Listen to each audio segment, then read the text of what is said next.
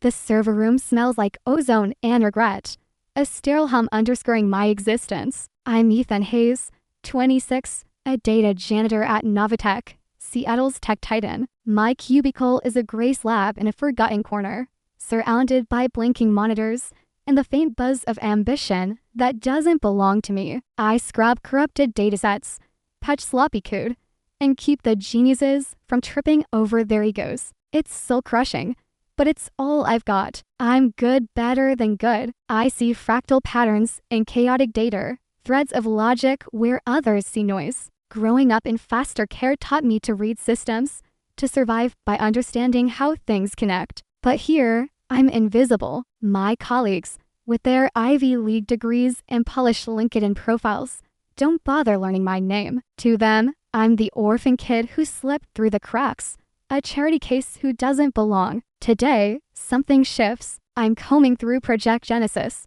NovaTech schooled in children AI promising to redefine medicine, finance, everything. Olivia Sterling, the project lead, is untouchable. Her name whispered in awe. I've seen her in the cafeteria, her sharp cheekbones catching the light, her laugh slicing through the chatter. She's never looked my way. I'm not supposed to touch Genesis's code, but a glitch in the data pipeline lands on my desk. Its root and unit isn't. Deep in the neural network's decision-making module, I find a flaw. It's subtle, a miscalibration in the AI's risk assessment, but it's a ticking bomb. Left unfixed, Genesis could misjudge critical impact hospital ventilators shutting down, stock markets crushing. My pulse spikes as I run diagnostics, my fingers trembling over the keyboard. This is real. This is catastrophic. I draft an email to Olivia, each word a tightrope walk. Miss Sterling, I've identified a critical error in Genesis's codebase. It could lead to severe malfunctions. I'd be happy to explain in detail. I hit send, my stomach a knot of hope and dread. This could be me way of the shadows. Proof I'm more than a nobody. Hours crawl by. I refresh my inbox until my vision blurs. Finally, a reply. Ethan, your concerns are noted. Genesis is under control. Stay in your lane. OS, the words hit like a slap. She didn't even check. I know she didn't. My jaw tightens, and I forward the email to my personal account. A reflex born of years in foster care. Always have a backup. Always protect yourself. I march to Olivia's office, my sneakers silent on the polished floor. Her door is ajar, and I knock, my heart hammering. She looks up, her green eyes narrowing. What is it, Ethan? Her voice is ice, her pen pausing mid-signature. It's Genesis, I say, first and calm. The error, it's serious. If it's not fixed, the AI can make decisions, she interrupts, leaning back. Her lips curl into something that's not quite a smile. You're a data janitor, Ethan. You don't get to lecture me on my project. Her gaze dissects me, like I'm a glitch she can delete. I'm not lecturing, I say, my voice cracking. I'm trying to help. People could get hurt. Her laugh is sharp, cutting. Do you know what's at stake here? Billions of dollars, thousands of jobs. If you breathe a word of this, I'll make sure you're scrubbing toilets. Not data. Clear. I nod, my throat burning. I leave, her words echoing. You don't get to lecture me. Invisible. Always invisible. The next week is a slow bleed. Olivia's threat lingers like a bruise. But it's not just her. Julian Vance, NovaTech CEO, is a specter, his face on billboards, his voice in every company email. He's a man who believes power is his birthright, and people like me are disposable. I see him in the elevator sometimes, his tailored suit a silent judgment. He never looks at me. The quarterly all-hands meeting is a circus of self-congratulation. I sit in the back, my hands clenched in my lap, trying to disappear. Julian strides onto the stage, his silver hair catching the lights. Genesis is our legacy, he says, his voice smooth as polished stone. Thanks to Olivia Sterling, we're rewriting the future. The crowd roars. Olivia joins him, her smile radiant as she accepts an industry award, a glittering plaque that might as well be made of my silence. I think of Clara, my foster mother, who raised me when no one else would. She was sick when she died, Her hands frail, but her eyes fierce. Show them, Ethan, she'd whispered. Show them you're worth something. I showed no one. Instead, I'm here, watching Olivia bask in glory for a project I know is broken. Then it gets worse. Julian pauses, his gaze sweeping the room. We've had setbacks, he says, his tone hardening. A data breach caused by carelessness in our support staff. Ethan Hayes, you're on notice. The room laughs a cruel, collective chuckle. My face burns, my nails digging into my palms. It wasn't my fault he wasn't even on that project. Sarah Chen, my only friend, grabs my hand under the table. They're liars, she hisses, her dark eyes blazing. You're better than them, Ethan. I don't answer. I can't. The humiliation seeps into my bones, mingling with memories of foster homes, of being the kid no one wanted. That night, in my cramped apartment, I pace, the Seattle rain drumming against the window. Clara's voice haunts me, her faith in me a weight I can't carry. I think of Julian's sneer, Olivia's threat, the award she didn't earn. Something snaps. I'm done being invisible. I'm done letting them win. I sit at my desk. My laptop's glow the only light. My fingers hover over the keyboard, and I feel a spark, a hunger. They'll see what I'm worth. They'll all see. I start in the dark, when NovaTech's offices are empty, the city a blur of neon and rain. My admin credentials give me just enough access to poke around Genesis's backend. I'm careful, masking my IP, encrypting every move. The flaw I found is worse than I thought. A house of cards built on manipulated data. Safety protocols gutted to meet deadlines. Olivia knows. Julian knows. They're banking on no one digging deep enough to care. I spend nights unraveling their lies. My apartment a mess of energy drink cans and scribbled notes. Sleep is a luxury I can't afford. Every line of code I read fuels my anger. But it's not just about me anymore. Genesis could hurt plurial people, not just stock prices. I think of Clara, who believed technology could lift people up, not crush them. I won't let her down. I need help, though. Sarah's office is a chaotic sanctuary, her desk buried under monitors and sticky notes. She looks up when I knock, her smile fading at my expression. Ethan, you look like a ghost, she says, pushing her glasses up.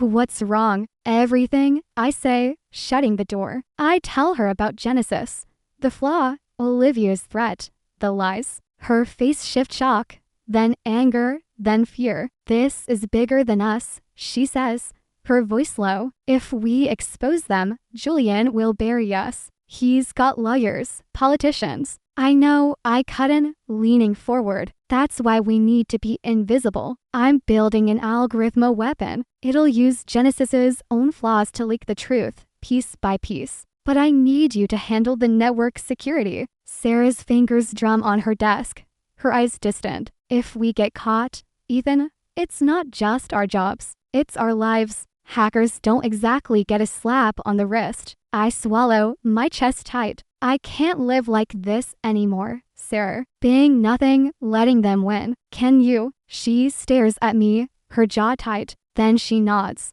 Okay, I'm in. We become ghosts, meeting in dive bars and encrypted chats. I code the algorithm, a labyrinth of scripts that exploits Genesis's weaknesses. Sarah builds our defenses, running our traffic through a maze of proxies. Every night, I push harder, driven by Clara's memory and the sting of Julian's voice. This isn't just Revengeite's redemption, a chance to prove I'm not the nobody they think I am. Our first move is a Whisper-leaked memo to a tech blog, detailing a minor Genesis glitch. It's small, but it spreads like wildfire on X, sparking questions NovaTech can't ignore. Julian and Olivia issue polished denials, but we're already escalating. We release more internal emails, code snippets, proof of the flaws. Each leak is surgical, timed to hit when NovaTech's stock is fragile. The office buzzes with paranoia, whispers replacing laughter. Olivia's composure cracks. I see her in the hallway,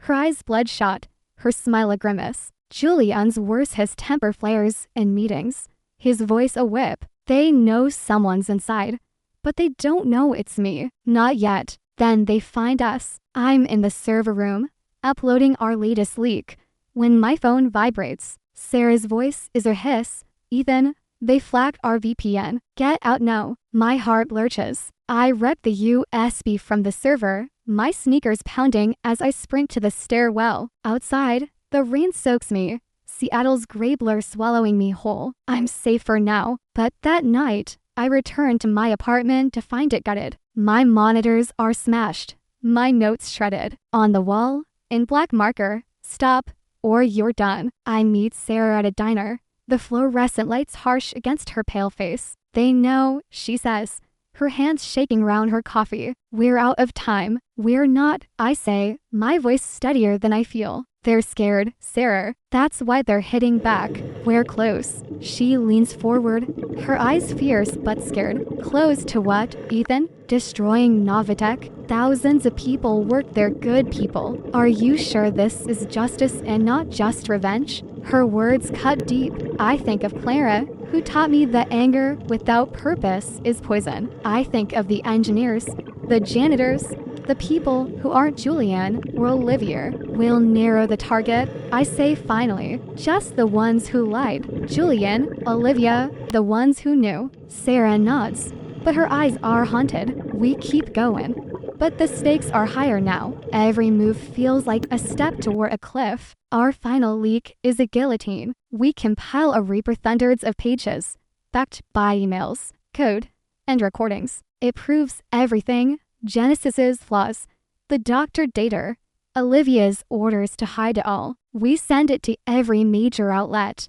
Anonymous but undeniable. Within hours, it's every Hurricane X front page headlines. NovaTech stock craters, and protesters swarm its headquarters, their signs demanding accountability. Inside, chaos reigns. Julian calls an emergency meeting, his face a mask of barely contained rage. I stand at the back, my pulse a drumbeat. He rants about betrayal, loyalty, but his words feel hollow. He doesn't know I'm the one who's undone him. Not until later. After the meeting, he finds me in the hallway, his eyes glinting like a predator's. Hayes, he says, his voice a low growl. You're too quiet for your own good. What do you know? I meet his gaze, my fear burning away. I know you thought I was nothing, I say, my voice steady. You thought you could step on people like me and walk away. You were wrong. His face twists.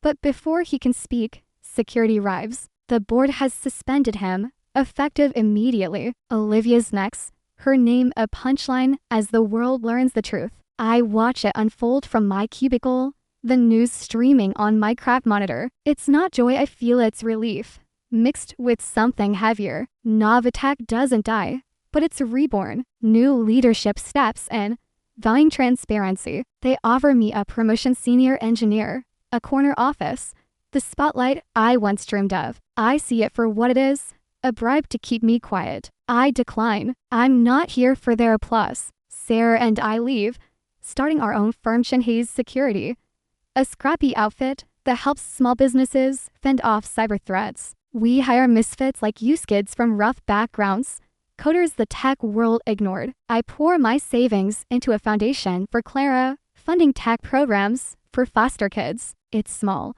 but every scholarship, every laptop, feels like a promise kept. Late at night, doubts creep in. Julian's in court, his empire dust. Olivia's a prior, her name synonymous with greed. Did I break them, or did they break themselves? I see Clara's face, her smile soft but unyielding. She'd say justice isn't clean, but it's necessary. I want to believe her. I'm at our office, the Seattle skyline a mosaic of light and shadow. Sarah's across the room, teaching a new hire how to spot phishing scams. My phone possesses an anonymous tip about another tech giant, another set of lies. My fingers twitch, the keyboard calling. I glance at Sarah, who catches my eye and nods, like she knows what I'm thinking. The fight's not over. It never is. How do you find today's story?